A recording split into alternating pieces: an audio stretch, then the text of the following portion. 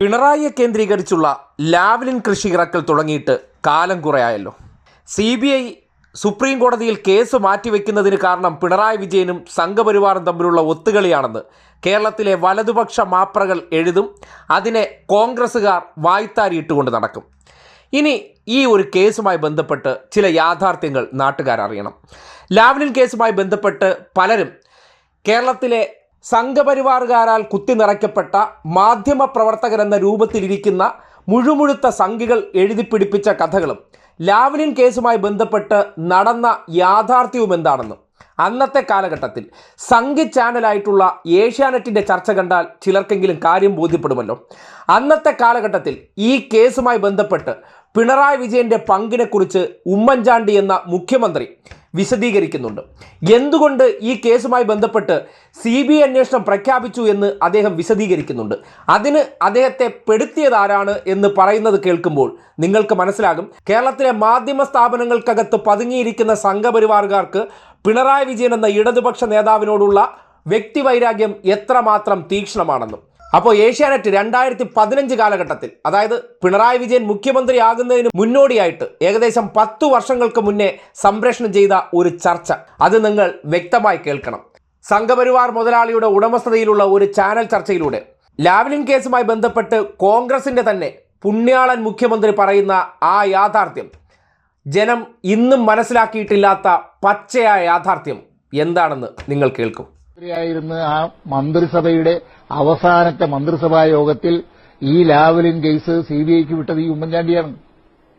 അതിനു മുമ്പ് ഉമ്മൻചാണ്ടിയുടെ വിജിലൻസ് അന്വേഷിച്ചിട്ട് അതിനകത്ത് ഒന്നുമില്ല എന്ന് തീരുമാനിച്ച് ജനങ്ങളോട് പറഞ്ഞതാണ്. ശ്രീ SR ശക്തിധരൻ, ഞാൻ കേൾപ്പിച്ചു തരാം. അന്ന് ഉമ്മൻചാണ്ടി മുഖ്യമന്ത്രി ആയിരുന്ന സമയത്ത് ലാവ്ലിൻ കേസ് വിടാൻ തീരുമാനിച്ച് അത് കഴിഞ്ഞിട്ട് ആ തീരുമാനത്തെ പിന്നീട് അദ്ദേഹം ന്യായീകരിച്ചത്, പണ്ട് അദ്ദേഹം പറഞ്ഞത് എന്താണെന്ന് കേൾക്കാം. ഒരിക്കലും അത് ശരിയല്ല. ഞാനത് പല പ്രാവശ്യം എക്സ്പ്ലെയിൻ ചെയ്തിട്ടുണ്ട്. ഞാൻ വിജിലൻസിന്റെ ചാർജ് വഹിക്കുന്ന സമയത്താണ് ആ അന്വേഷണം നടക്കുന്നത്. ഒരു സ്റ്റേജിൽ ഞാൻ ഇടപെട്ടിട്ടില്ല. ആ വിജിലൻസിന്റെ റിപ്പോർട്ട് എനിക്ക് കിട്ടും. ആ കിട്ടിയ റിപ്പോർട്ടിനകത്ത് ശ്രീ പിണറായി വിജയൻ പ്രതിയല്ല.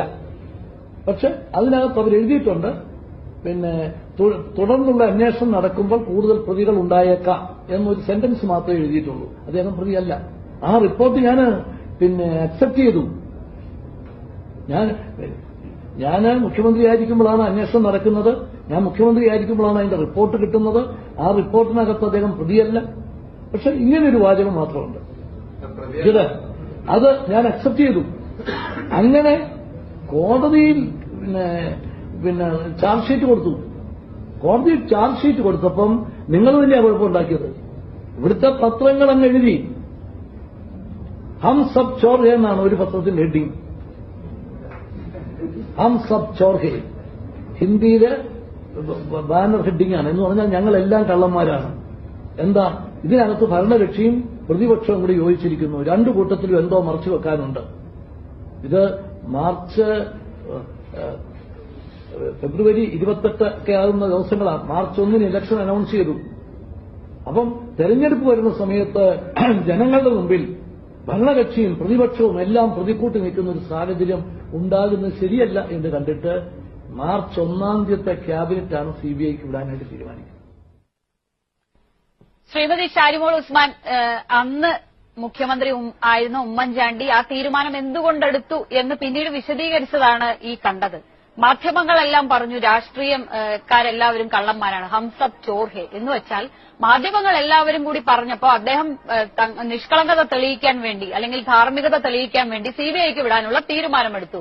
മാധ്യമങ്ങളെല്ലാം കൂടി ഇപ്പോൾ ഈ തീരുമാനം എടുത്ത രാഷ്ട്രീയ സാഹചര്യം തെരഞ്ഞെടുപ്പിന് വേണ്ടിയാണ് എന്ന് പറയുമ്പോൾ അതും അങ്ങ് അംഗീകരിക്കാനുള്ള ബാധ്യത ഈ പറഞ്ഞതിൽ നിന്ന് തന്നെ അദ്ദേഹത്തിനുണ്ടല്ലോ. ശ്രീമതി ഷാനിമോൾ ഉസ്മാൻ കേട്ടല്ലോ. മനോരമ ഉൾപ്പെടെ പിണറായി വിജയനെ കേന്ദ്രീകരിച്ച് കൊണ്ടുവന്ന വ്യാജ കഥ, ആ കഥയിൽ വിജിലൻസ് റിപ്പോർട്ട് പിണറായി വിജയൻ പ്രതിയല്ല എന്ന നിലയ്ക്ക് വന്നപ്പോൾ, ആ കേസിൽ പിണറായി വിജയൻ പ്രതിപട്ടികയിൽ ഉൾപ്പെടുത്താൻ കഴിയില്ല എന്ന തീരുമാനമെടുത്തപ്പോൾ ഹം സബ് ചോർ ഹെ, ഭരണപക്ഷത്തിലിരിക്കുന്ന ഉമ്മൻചാണ്ടിയും കൂടി പ്രതിസന്ധിയിലാക്കുന്ന സംഘപരിവാറിൻ്റെ കൂലിയെഴുത്ത്, ആ കൂലിയെഴുത്തിൽ സ്വന്തം കൈ കഴുകാൻ വേണ്ടി ഉമ്മൻചാണ്ടി എഴുതിവിട്ട CBI അന്വേഷണം, ആ CBI അന്വേഷണമാണ് ഇപ്പോഴും സുപ്രീം കോടതിയിൽ ഒരു തെളിവുമില്ലാത്തതിൻ്റെ അടിസ്ഥാനത്തിൽ തെളിവ് കൊടുക്കേണ്ട സാഹചര്യമുള്ളതുകൊണ്ടും കേന്ദ്ര സർക്കാരിൻ്റെ സ്വാധീനം വെച്ചുകൊണ്ടും ആ കേസ് മാറ്റിവെച്ച് പോകുന്നത്.